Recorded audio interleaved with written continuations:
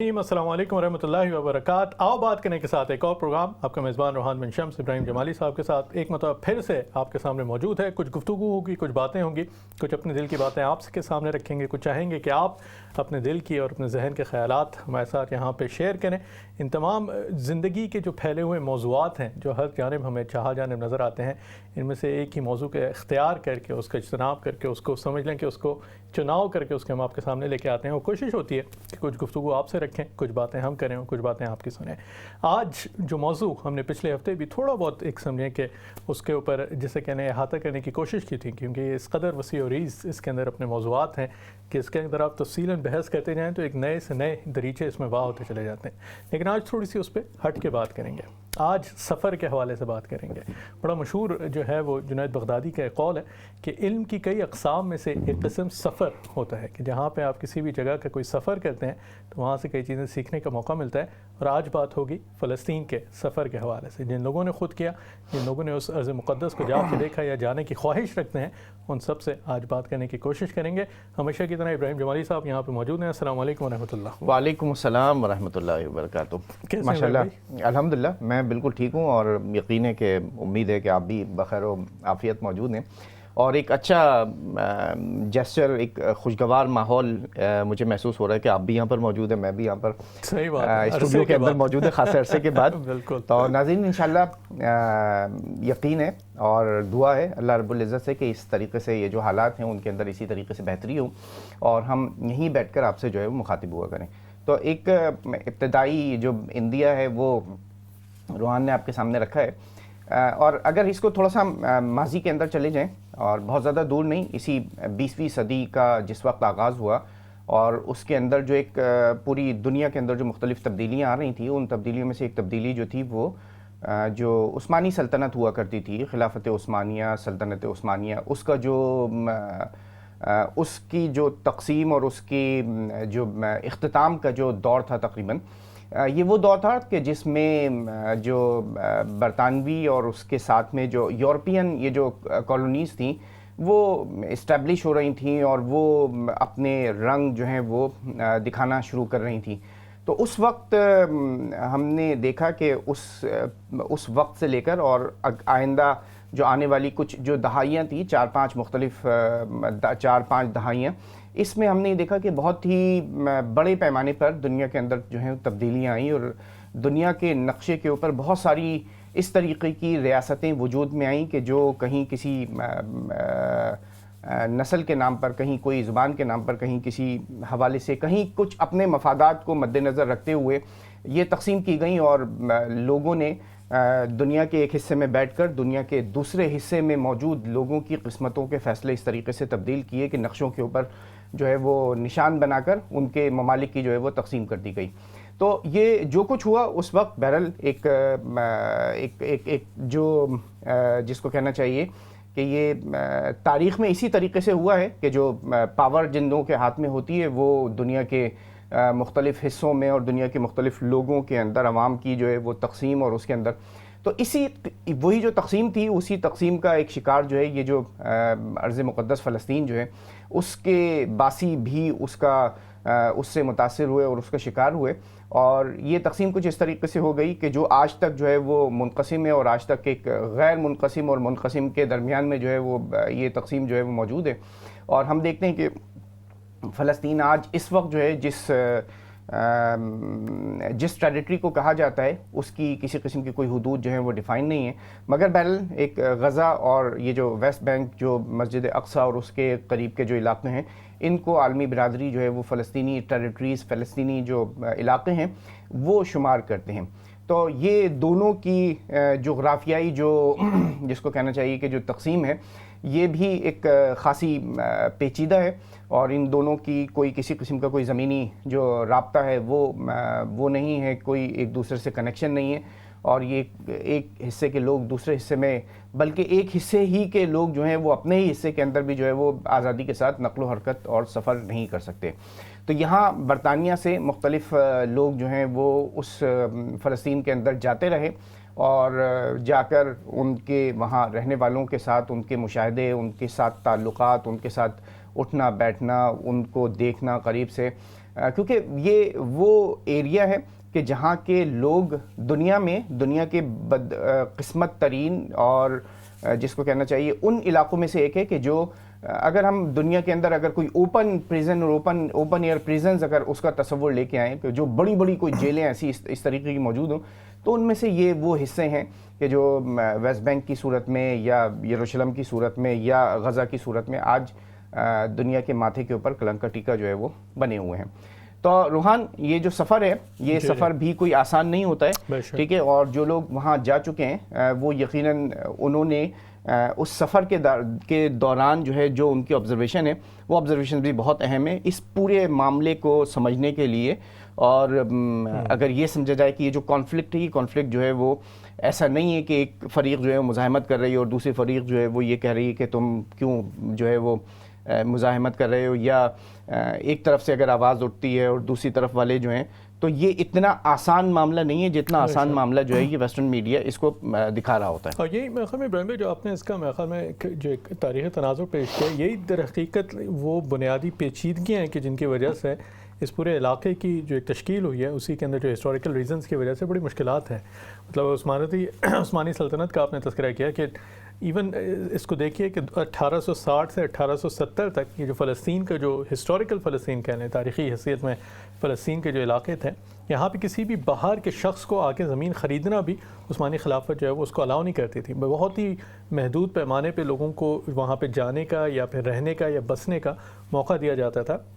اور عثمانی خلافت کے اپنے شہریوں کو بھی اس چیز کی جو ہے وہ اجازت نہیں تھی کہ فلسطین میں جا کے زمین خرید سکیں، اسی لوگوں کے خطے کے لیے رکھا گیا تھا۔ باقی جتنے ممالک ہیں، عراق رکھیے، سعودی عرب رکھیے، اردن رکھیے، اور وہاں سے مصر رکھیے، ان تمام کی جتنی بھی جیسے آپ کہہ لیں کہ ان کے بارڈرز کو تشکیل دیا گیا ہے، یہ آپ نے بالکل صحیح کہا کہ وہ نقشے رکھے اور اسکیل اور رولرز کے ذریعے سے لائنیں لگا کے کہہ دیا گیا کہ جی اب یہ ملک ہوگا، اب یہ ملک ہوگا۔ اور اسی وجہ سے اس کے بعد خصوصاً میرے خیال میں جن لوگوں کا سفر سے علاقہ صاحب کا رہتا ہے، آپ کا اس چیز کا ایک پورا احتمال ہوگا کہ جو ویزاز کا سسٹم شروع کیا گیا، اس کے بعد کنٹرولز کا سسٹم شروع کیا گیا، اور اس کے بعد پھر ان ممالک کے اندر جو نقل و حرکت کے مسائل ہیں، یہ بھی جو ہے بڑی پیچیدگیوں کے شامل یہ ان میں میرے خیال میں ایک پوری تفصیل ہوتی ہے۔ اور یہ ابراہیم بھائی آپ کا تو غزہ ماشاءاللہ سے یہاں پہ آپ کا جو ہے سفر ہو چکا ہے، کئی دفعہ آپ کا جانا ہوا ہے، کیا ایک عمومی صورت ہوتی ہے؟ یہاں سے اسرائیل کی طرف سفر کیا جاتا ہے، مصر سفر کیا جاتا ہے، اردن سفر کیا جاتا ہے، انٹری پوائنٹس کہاں سے رکھے جاتے ہیں فلسطین یا غزہ میں انٹری کے لیے؟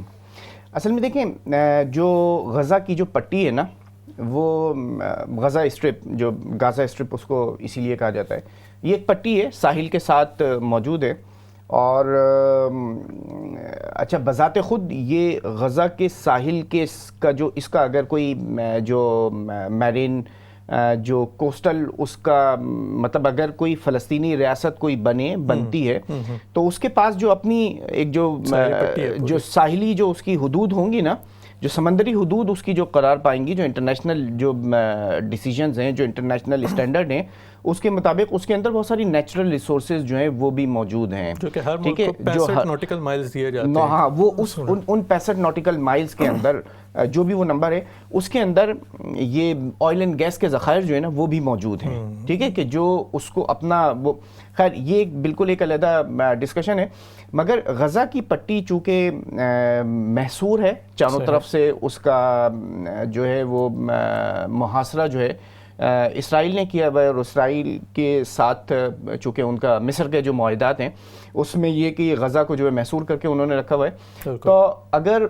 غزہ جانے کے لیے جو ایک بڑی میجورٹی جو جاتی ہے وہ مصر کے تھرو جاتی ہے، ٹھیک ہے، یہاں سے کائرو، اور کائرو سے پھر بائی روڈ آپ العریش اور اس کا جو رفح کا جو بارڈر ہے، اس بارڈر کو جو ہے وہاں سے کراس کیا جاتا ہے۔ تو میں بھی اسی طریقے سے، چونکہ یہ جو بہت ہیومینیٹیرین ایڈ لے کر جو لوگ جا رہے ہوتے ہیں، ان کا جو ٹریول ہوتا ہے وہ اسی غزہ کی کراسنگ جو مصر اور اس کے درمیان موجود ہے۔ اب بدقسمتی سے غزہ کے جو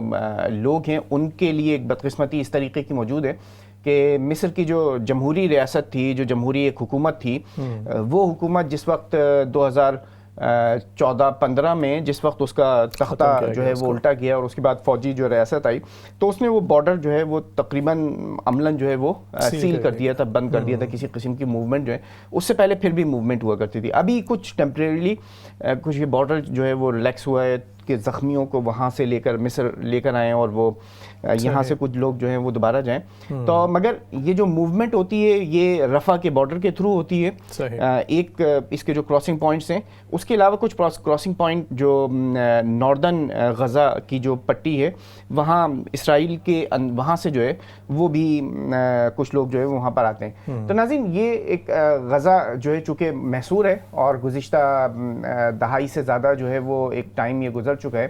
تو ان کے جو لوگ ہیں یہ باہر نہیں آ سکتے اپنے شہر سے، اپنے علاقے سے. بہت چھوٹا سا ایک علاقہ ہے، 10-12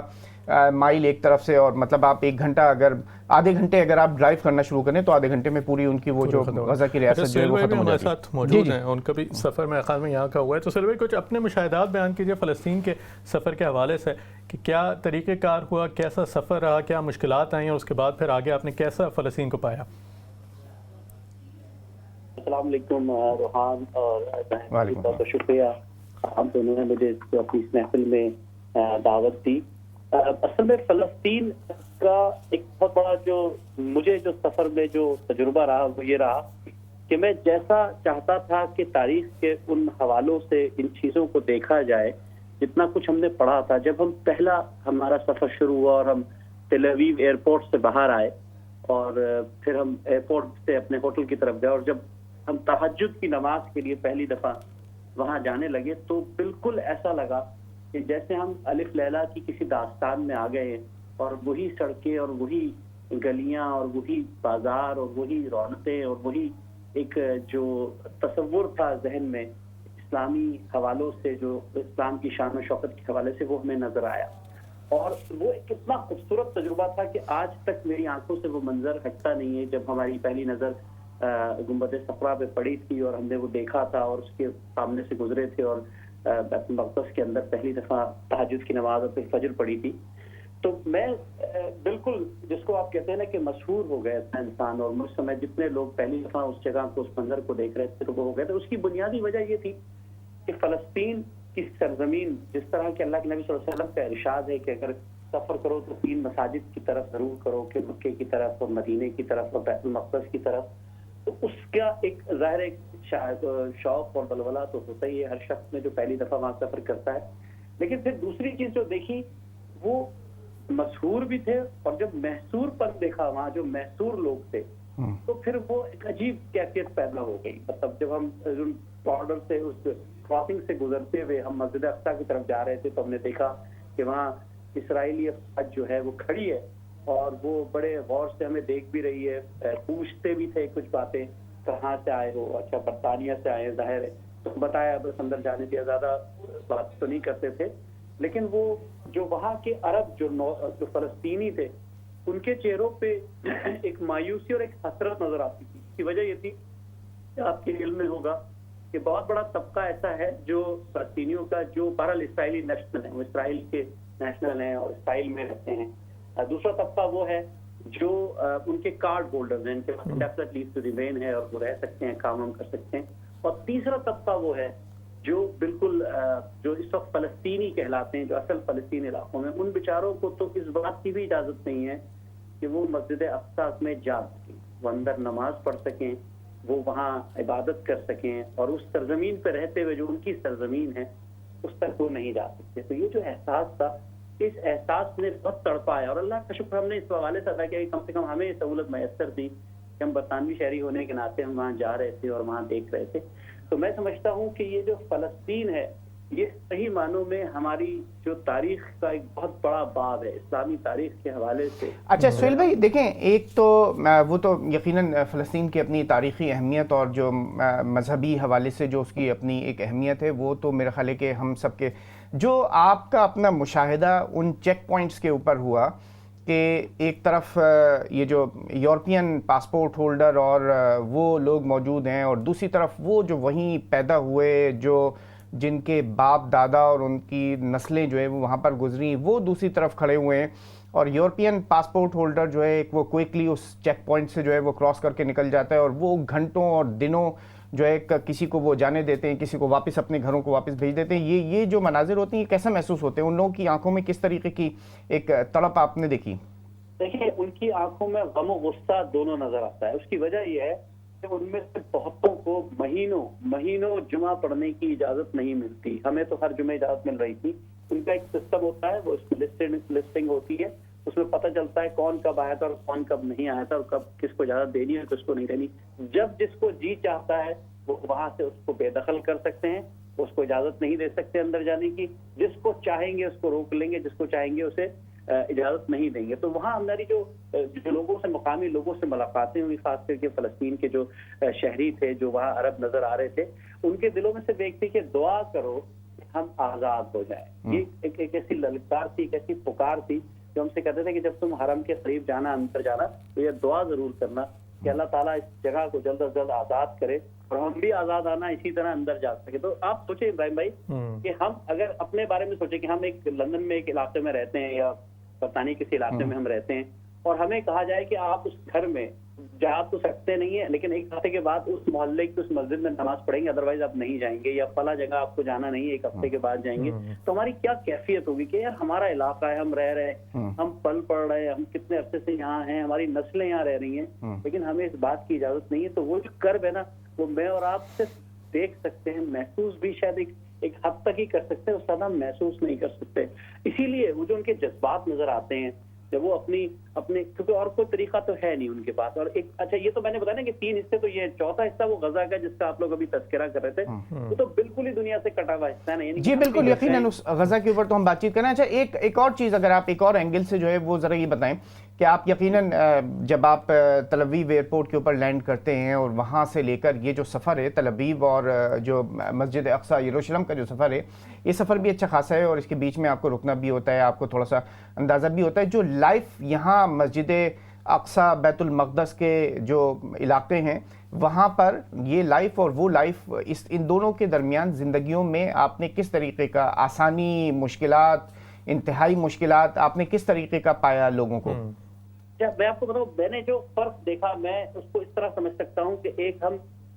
لندن کا بھی کوئی پوش ایریا ہو سکتا ہوگا, وہ تل ابیب کی وہ سڑکیں تھی اور وہ گلیاں تھیں جہاں لوگ بڑے بنیاد پرست لوگ, میں ان کو بنیاد پرست اس لحاظ سے کہوں کہ اپنے حساب سے جس طرح بھی اپنی ایکٹیویٹیز کر رہے تھے وہ کر رہے تھے ان سڑکوں پہ بھی. لیکن اس کے برعکس جب ہم فلسطین کی, خاص کر یروشلم کی ان گلیوں میں گزرتے ہیں, خاص کر جو بیت المقدس کے جو اقصی کمپاؤنڈ کے علاقے ہیں جہاں چھوٹے چھوٹے گھر ہیں, بہت چھوٹے چھوٹے گھر ہیں, وہاں ہمیں بے بسی, کرب اور غربت, یعنی کہ غربت اس سینس میں کہ وہ دل کے تو بہت امیر ہیں, وہ دل کے تو بہت فیاض ہیں, لیکن انہوں نے اس کی حفاظت کے لیے اپنا سب کچھ قربان کر دیا ہے. وہ وہاں کھڑے ہیں, وہاں بیٹھے ہیں چھوٹے چھوٹے سے گھروں میں, وہ اب بالکل روادار نہیں ہے کسی کو 1 انچ بھی دینے کے لیے, کسی حوالے سے چھوڑنے کے لیے. لیکن وہ قسمہ پرسی کی جو زندگی ہے جس میں ان کی زندگی موت کا تو خیر کوئی بھروسہ نہیں ہے, آپ کی جو عزت نفس ہے وہ ہر لمحے مجروح ہو رہی ہوتی ہے, ہر لمحے. یعنی کہ جب جس کا جو جی چاہتا ہے وہ کر سکتا ہے, جب چاہتا ہے وہ آپ کے گھر میں گھس سکتا ہے, جب چاہتا ہے وہ آپ کے سے بدتمیزی کر سکتا ہے, جب چاہتا ہے کسی چھوٹے سے بچے کو اٹھا سکتا ہے. تو یہ جو ایک المیہ ہے, یہ جو ایک سوچ ہے, ہر وقت غیر تحفظ ہونے کا جو احساس ہوتا ہے نا, وہ انسان کو بہت مضبوط بنا دیتا ہے. میں سمجھتا ہوں اسی چیز میں کہ اب تو کوئی مسئلہ ہی نہیں, اب تو جان سے بڑھ کر کیا ہوگا. تو الحمدللہ وہ بہت اسٹرانگ ہیں, بہت مضبوط ہیں, بہت کمیٹڈ ہے, لیکن ظاہر ہے وہ پریشان ہیں. ان کو ہماری اخلاقی اور جتنی بھی ہم مدد کر سکتے ہیں, جو بھی فائنینشیل کس کی بہت شدید ان کو ضرورت وہاں ہوتی ہے. تو یہ جو احساس کا جو جنگ ہے نا, جو احساس کی جنگ ہے وہ وہاں جاری ہے. یعنی کہ حساسیت ایک موڑ ایسا آتا ہے کہ میں سمجھتا ہوں کہ وہ اس کی انتہا پر پہنچ جاتے ہیں. اچھا, اسی میں اپنے سہیل بھائی تھوڑا سا ایک کوئکلی اگر میں چاہوں گا کہ کمپیریزن اگر آپ یہ بھی کر دیں کہ یہ جو یہ یروشلم کے علاقے میں خریداری جو ہے اس کی جو قیمتیں ہوتی ہیں, وہ جو ایک ڈے ٹو ڈے لائف ہوتی ہے نا, ایک روٹی خریدنا, ٹھیک ہے, ایک اس کی قیمت جو ہے وہ آپ کو کیسی محسوس ہوئی؟ کیونکہ اس سے ایک یہ بات پتہ چلتی کہ لائف جو ہے وہ کتنی ڈیفیکلٹ ہے, ڈے ٹو ڈے لائف گزارنا کتنا ڈیفیکلٹ ہے ایک عام آدمی کے لیے. سر میں آپ کو بتاؤں کہ کمپیئر ٹو ادر پلیسز یہ بہت ایکسپینسو جگہ ہیں, بہت زیادہ, یعنی کہ اس قدر خرچ مہنگا ہے یہ علاقہ کہ وہاں چھوٹا موٹا سامان کھانے پینے کی چیزیں لینے کے حوالے سے بھی جو ہمیں ایک تجربات ہوئے، ظاہر ہے وہ لوکل لوگوں کو بھی وہی تجربات ہوتے ہوں گے کیونکہ وافر مقدار میں چیزیں تو ملا کرتی ہیں، لیکن وہ بہت مختلف ذریعوں سے اور مختلف چیک پوسٹ سے گزر کے وہاں پہنچتی ہیں، تو ظاہر ہے ان کی قیمتیں بھی بڑھ جاتی ہیں اور عام روزمرہ کی استعمال کی چیزیں. میں آپ کو بتاؤں بچے جو اسکول جا رہے ہیں وہاں اسکول بھی جا رہے ہیں، اپنا کالج بھی جا رہے ہیں، کھانے پینے کا بھی کر رہے ہیں، سب کچھ کر رہے ہیں، ہم لوگ بھی وہاں دیکھ رہے تھے صبح شام. تو یہ جو ایکٹیویٹیز ہو رہی ہوتی ہیں وہاں پہ یہ کوئی آسان نہیں ہے، بڑے مشکل ہیں، اور خاص کر کھانے پینے کی چیزوں کے حوالے سے میں تو بتا رہا ہوں مجھے تو لگا کہ بہت مہنگا لگا سامان بعض جگہوں پہ، اور خاص کر کے جو سوینئرز وغیرہ ہم لے رہے تھے وہ بھی بہت ایکسپینسو تھی چیزیں. تو ظاہر ہے ان کو بڑی محنت سے بناتے ہیں، وہ بڑی محنت سے انہوں نے وہ چیزیں بنائی، خاص کر خان یونس میں یا دوسرے علاقوں میں جو رام اللہ میں ہم گئے یا ویسٹ بینک کی طرف ہم گئے، وہاں ان کا پورا کنٹرول اس طرح سے کنٹرول ہے کہ وہ اپنی ساری کام کر رہے ہوتے ہیں، چیزیں بیچ رہے ہوتے ہیں. ہاں تھوڑا سا وہاں مجھے جو ایک چیز وہ لگی کہ بہرحال ہم سب کا علاقہ تھا، مسلمانوں کا علاقہ تھا، لیکن بہت زیادہ ان کو سہولتیں نہ دینے کی وجہ سے بہت زیادہ کلیننگ نہیں تھی، بہت صاف ستھرا نہیں تھا. تیل اویو کی سڑکیں ہمیں نظر آئی تھی، ویسا نظر نہیں آیا تھا. تو یہ فرق تو ہے وہاں، بنیادی فرق نظر آتا ہے. بالکل، بہت شکریہ سربھی، بڑا اچھا آپ نے تذکرہ اور حالات کا رکھا. میرے خیال میں یہ بہت ضروری اور اچھی ایک یقینی بھی دیکھی ہوئی صورتحال سامنے آ گئی. ہمارے ساتھ ایک اور ہمارے دوست موجود ہیں جو کہ مسجد اقصیٰ کا سفر کر چکے ہیں اور ڈاکیومنٹریز بنا چکے ہیں، ان کی ڈاکیومنٹریز آپ دیکھتے بھی رہتے ہیں. احمد مقصود بھائی ہمارے ساتھ یہاں پہ موجود ہیں، تو ہم ان سے بھی گفتگو کرتے ہیں. احمد بھائی السلام علیکم. وعلیکم السلام. کیسے ہیں؟ خیریت سے ہیں؟ الحمدللہ، اللہ کا شکر. احمد بھائی کچھ بتائیے، آپ کا سفر جو مسجد اقصیٰ کا ہوا اس کے کیا حالات تھے، اور خصوصاً ایک کیمرہ مین کے اینگل سے آپ مختلف چیزوں پہ فوکس کر کے ان کو مناظر، ان کو اپنے ڈاکیومنٹری اور فلم کے ذریعے سے لوگوں کے سامنے پیش کرنے کا سوچتے ہیں. کیا مناظر دیکھے، کیا انہوں نے تاثرات چھوڑے، کیا پیغام آپ لوگوں کو آگے اس سفر سے پہنچانا چاہیں گے؟ بالکل، جبھی آپ کو پتہ ہے کہ وہاں پہ جو کچھ چل رہا ہے، تو as a cameraman, as a media person وہاں پہ ڈیفیکلٹی تو بہت ہوتی ہے. تو جبھی 2017 میں پہلے جانا ہوا، میں اپنی والدہ کے ساتھ گیا تھا. تو جبھی لینڈ کیا تو انہوں نے پوچھا کہ کیا کرتے، تو مجھ کو بتانا پڑا کہ ٹی وی چینل میں کام کرتا ہوں، لیکن یہ نہیں کہا کہ وہ کیمرہ مین ہوں، یہ بتانا پڑا کہ میں کچھ اور کام کرتا ہوں. تو والدہ کو جو تھا انہوں نے فٹافٹ، آپ کو نا ویٹ کرنا پڑتا ہے ویزا ایشو ہونے میں، تو انہوں نے والدہ کو فٹافٹ جو تھا ویزا ایشو کر دیا، اور مجھ کو پھر 3 گھنٹے انہوں نے بٹھائی رکھا. اور حالانکہ کچھ اتنا تھا بھی نہیں، بس نام پوچھا اور اس کے بعد آ کے کوئی انفارمیشن نہیں لی. تو 3 گھنٹے تک بٹھا کے تو انہوں نے ہمیں روانہ کر دیا. تو اچھا، کچھ لوگوں کے حوالے سے بتائیں. آپ ماشاءاللہ سے بلیک اینڈ وائٹ فوٹوگرافی کے بڑے شوقین ہیں، لیکن ماشاءاللہ سے وہاں پہ بڑے کلرفل اور مختلف اقسام کے لوگ نظر آتے ہیں. کیا چیز لوگوں نے آپ کو انسپائر کی، وہاں کے جو لوگ تھے ان سے کیا چیز آپ نے سیکھی، یا کس چیز نے آپ کو خصوصی انسپائر کیا وہاں کے لوگوں نے؟ وہاں کے لوگوں کی ایک، میں یہ آپ کو بات بتا دوں کہ وہ کسی چیز کو جو ہے یعنی کہ نہ نہیں کرتے. بہت بھلے لوگ ہیں، یعنی کہ سلوک والے لوگ ہیں. اگر کئی جگہ پہ دنیا میں میرا جانا ہوا، اگر آپ کسی اسٹریٹ فوٹوگرافی ان سے فوٹو لینے لگے تو وہ اسی وقت منع کر دیتے ہیں. لیکن فلسطین کے جو لوگ ہیں، مسجد اقصیٰ اور جو اولڈ سٹی ہے یروشلم کی، وہاں پہ اگر میں فوٹو لینے لگتا تھا تو کسی سے پوچھتا تھا تو انہوں نے کبھی منع نہیں کیا. تو 2 دن گزرے، 3 دن ایسے گزرے. تو اسی طرح جب بھی میرا آخری دن تھا تو میں وہاں پہ بیٹھا ہوا، تو آدمی ایک مجھے وہاں پہ ملا جو کہ اس کی انگلش بہت اچھی تھی، جو کہ پھر ایزی ہو گیا کمیونیکیشن کرنا. تو اس سے میں یہی بات کر رہا. تو اس نے کہا کہ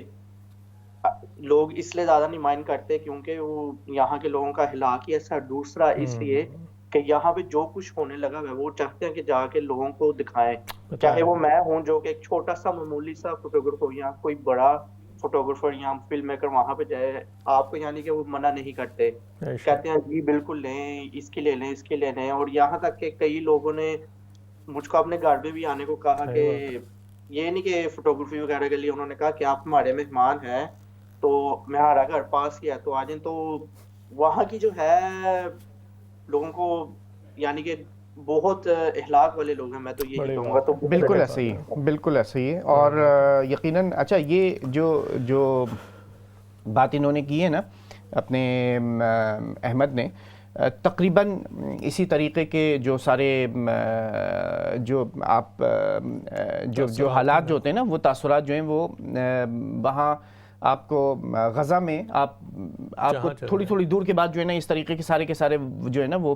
مطلب دنیا. ایک چھوٹی سی ہم قطع کلامی کی معذرت، بریک پہ جائیں گے تو بریک ہم لیں گے. ارض فلسطین کے جو سفر کے احوال ہیں بزبان ان لوگوں کے جنہوں نے وہاں کا سفر کیا، ابراہیم بھائی، سہیل بھائی، احمد بھائی سے ہماری گفتگو ہوئی. آپ بھی اگر گئے ہیں تو ضرور اپنے مشاہدات ہم سے یہاں پہ شیئر کیجئے کال کر کے، اور اگر کوئی بات رکھنا چاہیں تو ضرور کریں. احمد بھائی ہمارے ساتھ بریک کے بعد بھی موجود ہوں گے، ان سے کچھ اور سوالات بھی رکھیں گے. ایک ہمیں چھوٹی سی بریک پہ بھی جانا ہے، آؤ بات کریں کے اندر ایک چھوٹی سی بریک ہوگی. ارض فلسطین کے سفر کے احوال پہ گفتگو ہو رہی ہے. ملتے ہیں ایک چھوٹی سی بریک کے بعد.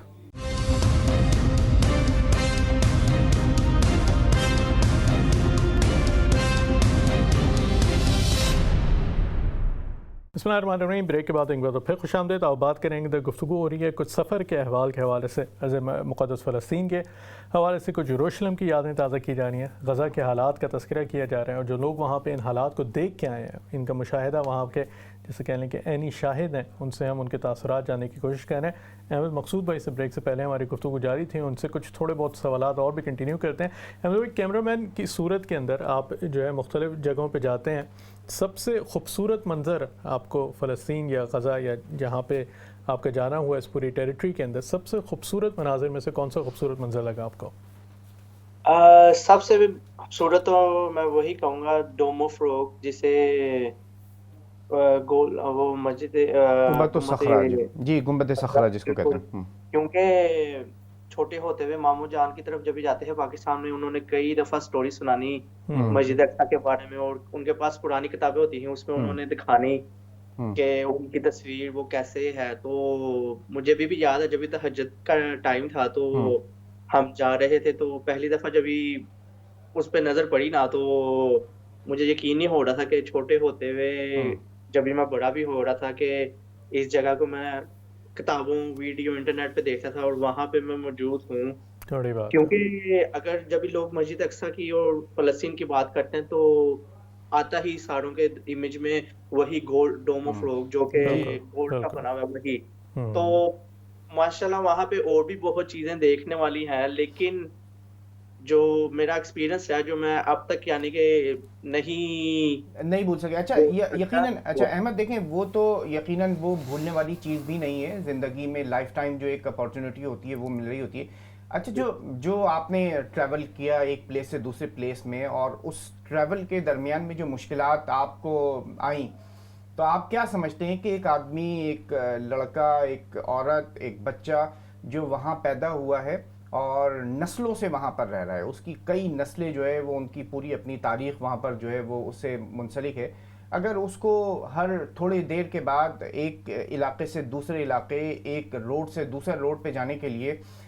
روکا جائے اور روک کر اس کی جو ہے وہ تفتیش کر کے کبھی جانے دیا جائے، کبھی جو ہے وہ بھگا دیا جائے واپس، تو یہ کیفیت جو ہے یہ کیسا پایا آپ نے وہاں کے لوگوں کو؟ دکھ تو ہوتا ہے دیکھ کے. اگر جس طرح ہم چل رہے اس پینڈیمک میں ہیں، اگر آپ کو یاد ہوگا جب بھی جم بند ہوئے یا وہ بند ہوئے تو لوگوں میں ایک ہوتا ہے ٹھیک ہے ہم نے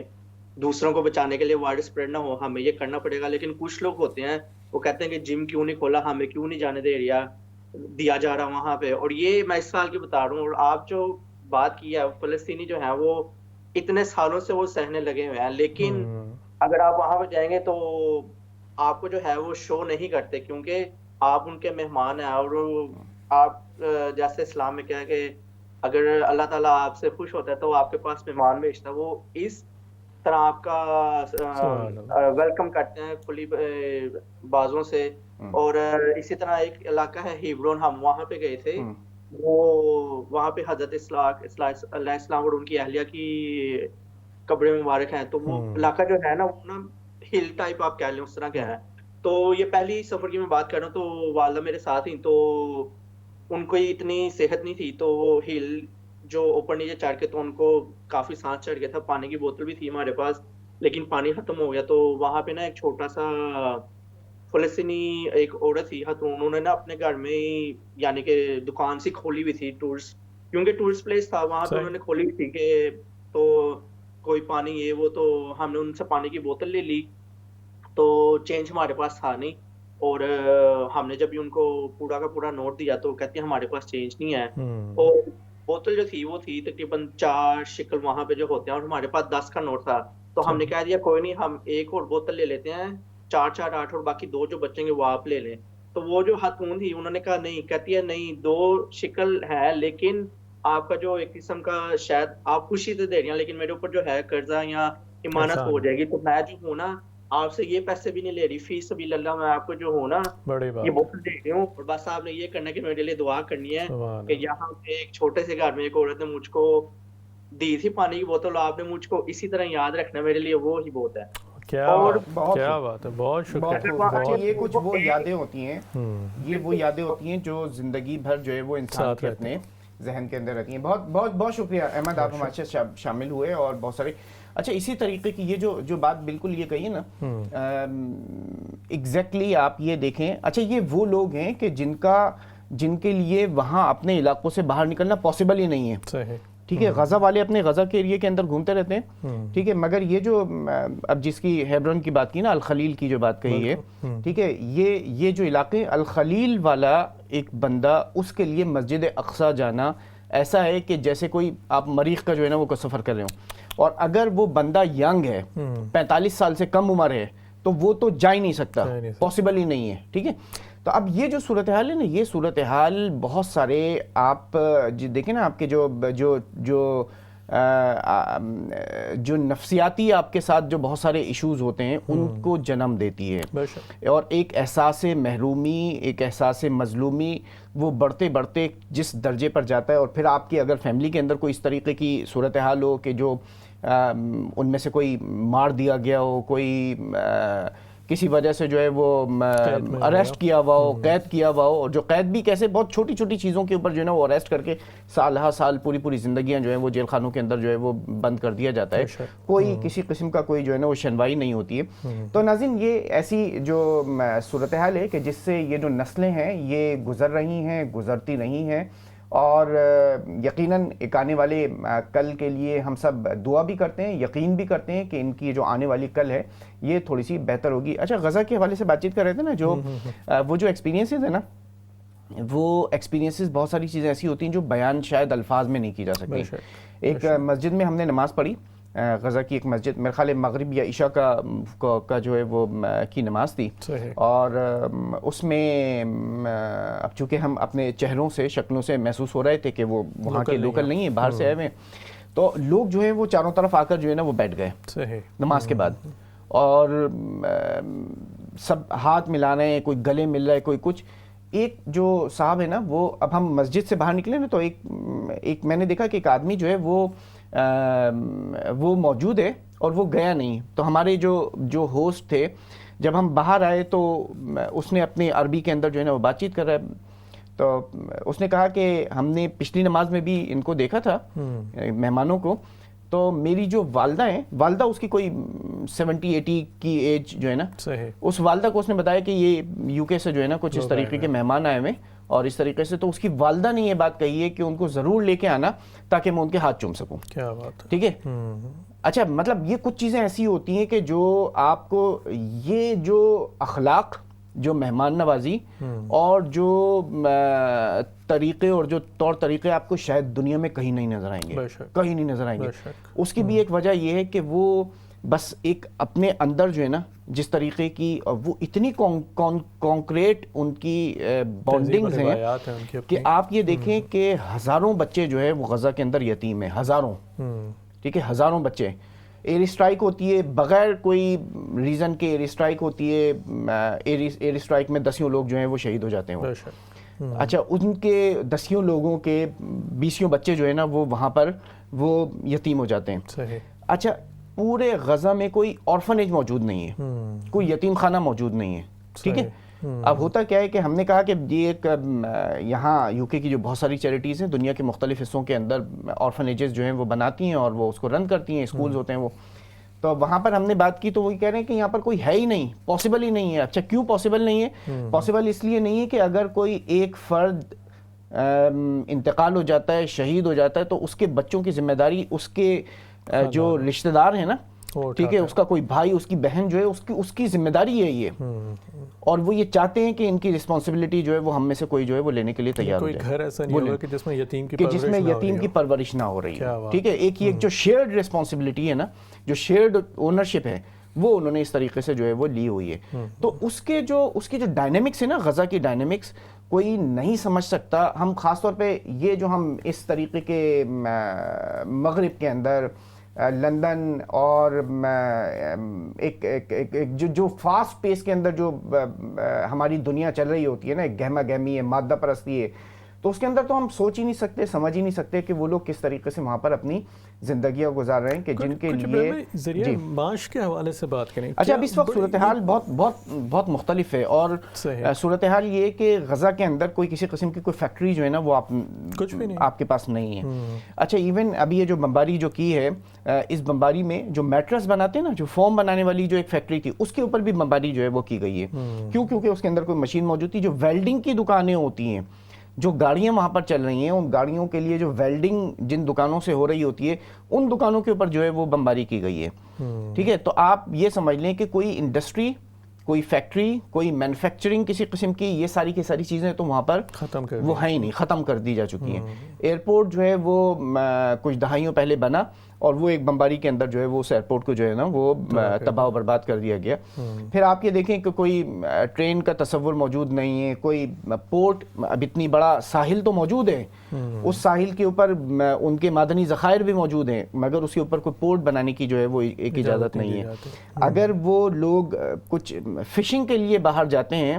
تو وہ فشنگ بھی بہت ہی تھوڑی سی ایک پٹی ہے، کوئی 3-4 مائل یا میرے خیال ہے 5 مائل کی ایک پٹی ہے کہ وہاں تک وہ پورٹ میں جا سکتے ہیں. اگر اس سے زیادہ، کیونکہ آپ کو اگر فشنگ کے لیے جانا ہے تو آپ کو گہرے سمندر میں جانا پڑتا ہے تاکہ آپ زیادہ مچھلیاں نکال کے لے کے آئیں، وہ جو سی فوڈ ہے وہ آپ کو وہاں سے ملے تاکہ آپ اپنی ایریے کو جو ہے وہ فیڈ کر سکیں.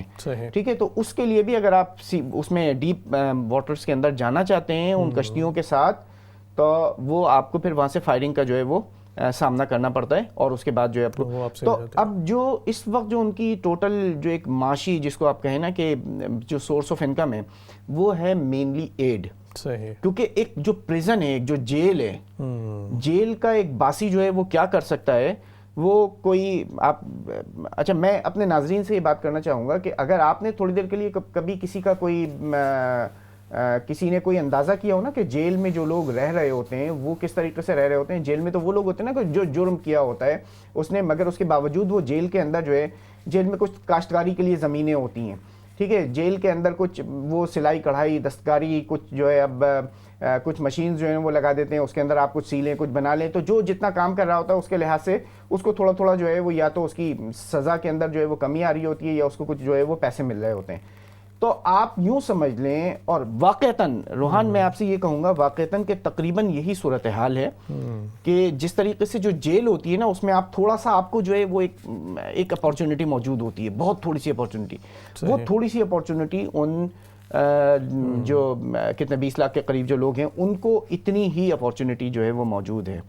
مگر آج اس وقت جو غزہ کے جو لوگ ہیں نا، وہ یہ کہتے ہیں کہ ہم تو پھر بھی کم از کم جو ہیں وہ آزاد ہیں. وہ جو ویسٹ بینک کے لوگ ہیں، کیونکہ ان کو ایک محلے سے ایک روڈ کراس کر کے دوسری روڈ کراس کر کے جانے میں کوئی پابندی نہیں ہے، وہ آپس میں اپنے ایریا کے اندر جا سکتے ہیں، کم از کم غزہ کے حد تک جا سکتے ہیں. مگر یہ جو ویسٹ بینک کے اندر جو لوگ موجود ہیں نا، تو ان میں تو جگہ جگہ دیواریں کھڑی ہوئی ہیں. ٹھیک ہے. اچھا، صورتحال یہ ہے کہ اپنے سہیل بھائی نے بات کی ان عربوں کی، ان فلسطینیوں کی کہ جن کے گھر کسی ایسی جگہ پر موجود ہیں کہ جو اسٹیبلشڈ، جو ویل ریکگنائزڈ اسرائیل کا حصہ ہے نا، تو وہ وہاں پر وہ جو عرب اور فلسطینی جو موجود ہیں ان کو دوسرے اور تیسرے درجے کے شہری ہونے کا جو ہے نا وہ سامنا کرنا پڑ رہا ہے. ابھی میں پچھلے دنوں، انہی دنوں میں ایک بچی کی ایک کہانی جو ہے نا، وہ بہت دردناک کہانی اس کی جو ہے نا. اب وہ لڑکی جو ہے وہ یونیورسٹی میں ایڈمیشن لینا چاہتی ہے. یونیورسٹی میں ایڈمیشن کے لیے اسرائیل کا جو ایک عام شہری ہے، جو جوئی شہری ہے، اس کو ایڈمیشن مل جاتا ہے. ان عرب شہریوں کو ایڈمیشن لینے کے لیے ایک ایسا ٹیسٹ پاس کرنا پڑتا ہے کہ جس ٹیسٹ کو پاس کرنا ان بچوں کے لیے پاسبل ہی نہیں ہوتا ہے. اور کوئی مطلب گنتی کے کوئی جو ہے نا کچھ لوگ جو ہیں وہ اس کے اندر وہ ہو پاتے ہیں. اور وہ بھی آپ جاب لینے کے لیے جاتے ہیں تو آپ کو جاب پہ ڈسکریمنیشن جو ہے نا، آپ جب کوئی اگر یہ چاہیں کہ آپ کسی فورن یونیورسٹی کے اندر جا کر پڑھنا ہے، آپ کو وہاں سے نکلنے کے لیے جو ہے نا ایک جو ہے وہ ایک عذاب سے جو ہے وہ گزرنا پڑتا ہے. تو ایک یہ دوسرے اور تیسرے اور چوتھے درجے کے جو جس طریقے کے شہری کی جو زندگی ہوتی ہے نا، تو آپ نے جو بات کہی نا کہ جو لیونگ لائیولیہوڈ، اور اس کے بعد جب آپ کو سسٹمیٹکلی اس طریقے کا سامنا کرنا پڑے اور دوسرے اور تیسرے درجے کے شہری بننے کا، تو اس کے بعد پھر آپ کے پاس جو ذرائع ہوتے ہیں نا وہ بھی بہت زیادہ محدود ہو جاتے ہیں. اچھا لیکن ابراہیم ایک چیز میں نوٹس کرتا ہوں کہ فلسطینی جتنے بھی افراد سے رابطہ تعلق بنتا ہے، شرح خواندگی لٹریسی میں پھر بھی بہت اچھے ہیں. جی جی جی، پڑھائی میں رفح یونیورسٹی کے جتنے پی ایچ ڈیز بالکل بالکل ڈاکٹرز بڑی تعداد میں موجود ہیں. بالکل بالکل. اچھا ہم تو یہ بات کبھی کبھار سوچتے ہیں نا، ایک بات آپ نے یہ کہی، اس کے ساتھ ہی ایک اور چیز میں مزید بھی ایڈ کر دوں، جو عزت نفس ہے نا، آپ نے دیکھا ہوگا. اچھا میں دنیا کے مختلف حصوں میں میرا اپنا سفر کرنا ہوا، اور خاص طور پر یہ ریفیوجیز کے جو کیمپس ہوتے ہیں یا وہ علاقے کے جو سلمز ہیں کہ جہاں بالکل جو پاورٹی لائن سے بہت بلو جو ہے وہ لوگ رہ رہے ہوتے ہیں، جہاں ضروری ہوتی ہیں، جہاں آپ ایڈ ڈسٹریبیوٹ کرنے کے لیے جاتے ہیں، تو وہاں آپ کو لمبی لمبی لائنیں نظر آتی ہیں. وہاں آپ کو جو ہے نا سیکیورٹی کا انتظام کرنا پڑتا ہے کہ کوئی مطلب چھینا جھپٹی نہ ہو جائے، اور ہوتی ہیں بہت ساری جگہوں پر. اچھا یہ وہ علاقہ ہے کہ جس علاقے میں خط غربت سے انتہائی نیچے، یو این یہ کہتا ہے کہ یہ دنیا کے اندر موجود جہنموں میں سے ایک جہنم جو ہے نا آج بنا دیا گیا ہے. یو این، یونائٹڈ نیشنز، اقوام متحدہ کے مختلف ادارے جو ہے وہ آج یہ کہہ رہے ہیں خود ان کا اس علاقے کے اندر آپ کو کوئی بھیک مانگتے ہوئے بچے نظر نہیں آئیں گے، ایک کالر ہمارے ساتھ بھکاری نہیں نظر آئیں گے. شامل کرتے ہیں پھر اس پہ گفتگو جاری رکھتے ہیں. جی السلام علیکم. وعلیکم السلام. جی فرمائیے. میں روحان شمس سے بات کر سکتی ہوں؟ جی جی جی فرمائیے، میں بول رہا ہوں. ہاں جی، لائیو پروگرام جا رہا ہے، تو مطلب ہم لوگوں کو اس سچویشن میں بڑی احتیاط سے اپنے الفاظ یوز کرنے چاہیے. پاک فرماتا ہے حکمت بھی قرآن سے ہے، کیونکہ قرآن زندہ کتاب ہے.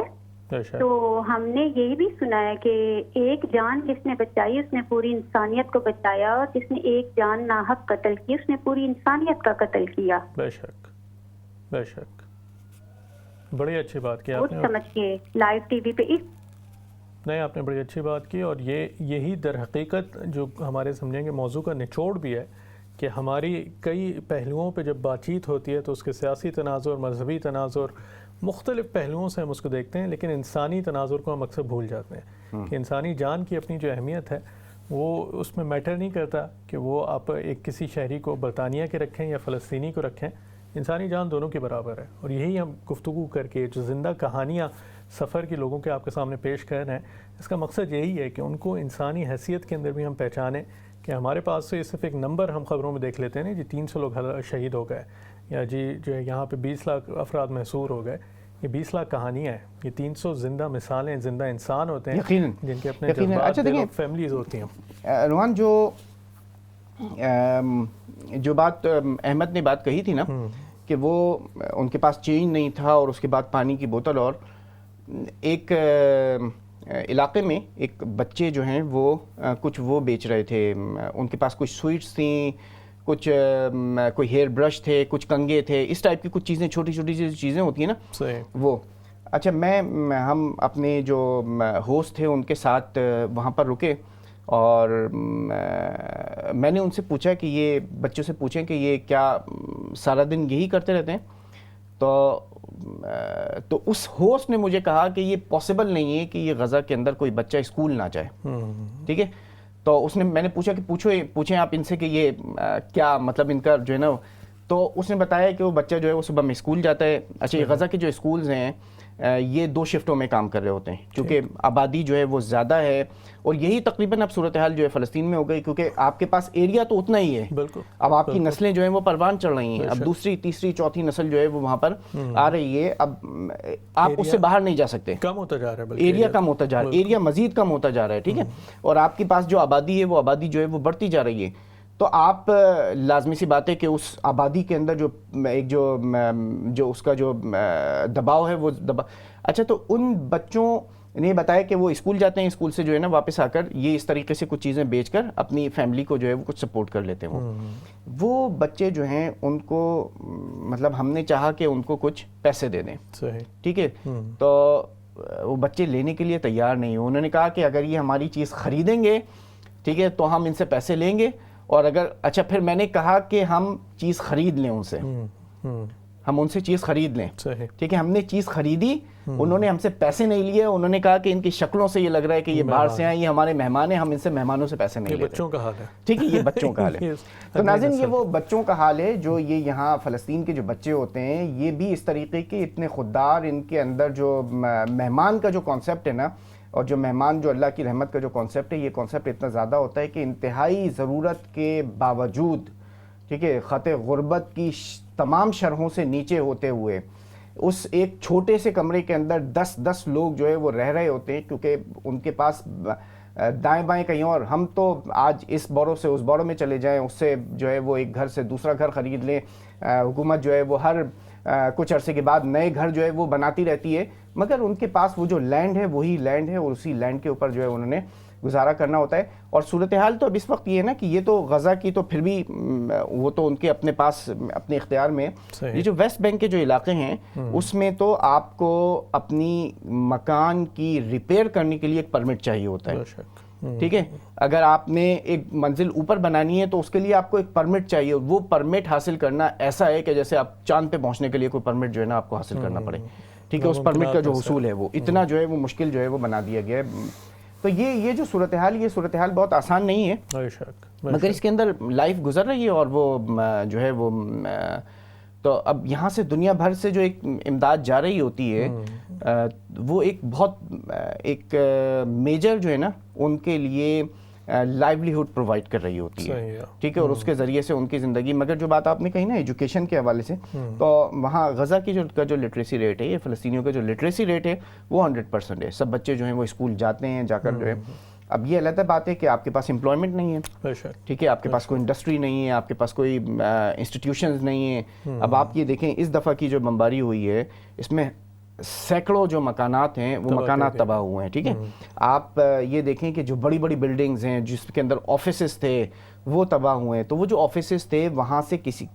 ہزاروں لوگوں کا ایک ذریعہ معاش جو ہے نا, اب وہ جو لوگ ہیں وہ ایک آدمی نہیں ہے بلکہ پورے خاندان ہے نا, وہ پورے خاندان. ابھی میری بات ایک غزہ میں ایک جو ایڈ ورکر ہیں ان سے بات چیت ہو رہی تھی, تو انہوں نے کہا کہ اس دفعہ کی جو بمباری تھی وہ تھوڑی سی مختلف تھی, اور وہ ایسی تھی کہ اس میں وہ بلڈنگز بھی ٹارگٹ بنی ہیں کہ جس ایک بلڈنگ کو ٹارگٹ کرنے کے لیے 4 5 بلڈنگز جو ہے نا اس سے تباہ ہو گئی ہیں یا قابل استعمال نہیں رہی ہیں,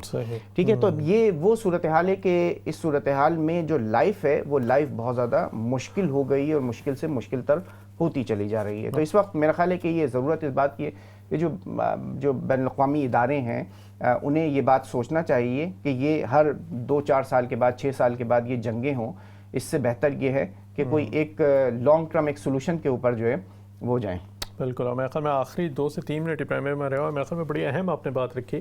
کہ اس وقت عمل کا وقت ہے, اور یہ ایک تاریخ کا ہمیشہ سے سلسلہ رہا ہے کہ کسی بھی اگر قوم کو ختم کرنے کی کوششیں کی جاتی ہیں, جسمانی طور پہ تو ان کو دبانے کی کوششیں کی جاتی ہیں, ذہنی طور پہ اور معاشی طور پہ اگر آپ کسی قوم کو مفلوج کر دیں تو اس کے بچنے کے جو ہے وہ ممکنات کم سے کم ہوتے چلے جاتے ہیں. تو میرے خیال میں ہم سب کی بھی ذمہ داری ہے کہ فلسطین کے مسئلے کو اجاگر کریں, زندہ رکھیں, کہانیوں کی صورت میں,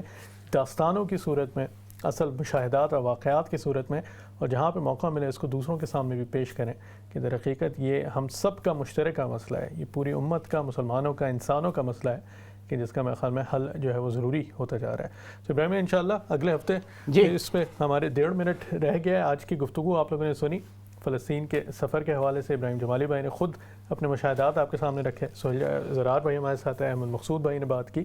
اور یہ تمام چیزیں جیسے کہ ہمیشہ سے ہم اپنے پروگرام کے سامنے آپ کے پیش کیا کرتے ہیں, ایسے موضوعات کے اوپر گفتگو کی جائے کہ جس پہ ہم کم گفتگو کرتے ہیں, جس پہ ہم گفتگو نہیں کر پاتے ہیں, جس کے کئی پہلوؤں کا احاطہ نہیں کر پاتے ہیں, اس پہ آؤ بات کرنے کا ہمارا یہ کانسیپٹ ہوتا ہے. کوشش ہوگی انشاءاللہ اگلے ہفتے آپ سے پھر ملاقات کی جائے کسی نئے موضوع کے ساتھ, کسی ایک ایسے مسئلے کو یا کسی ایسے ایشو کو یا کسی ایسے موضوع کو زیر بحث رکھا جائے کہ جس کو اجاگر کرنا ہم سب کے لیے ضروری ہو. اپنا خیال رکھیے. حالات میں انشاءاللہ بہتری آہستہ آہستہ ہوتی رہے. ہمیں امید ہے کہ ہم یہی ملاقات آپ سے کرتے رہیں, لیکن جب تک یہ حالات موجود ہیں جس میں ہم سب کی ضرورت ہے اور سب کو خیال رکھنا چاہیے کہ آہستہ آہستہ یہ چیزیں بہتر ہوتی چلی رہیں. مسئلہ فلسطین کے سفر کے حوالے سے, فلسطین کے سفر کے حوالے سے آج کا پروگرام آپ نے سنا. انشاءاللہ اگلے ہفتے ملاقات ہوگی. ابراہیم جمالی, روحان بن شمس کو اجازت دیجیے. انشاءاللہ اگلے ہفتے ملتے ہیں.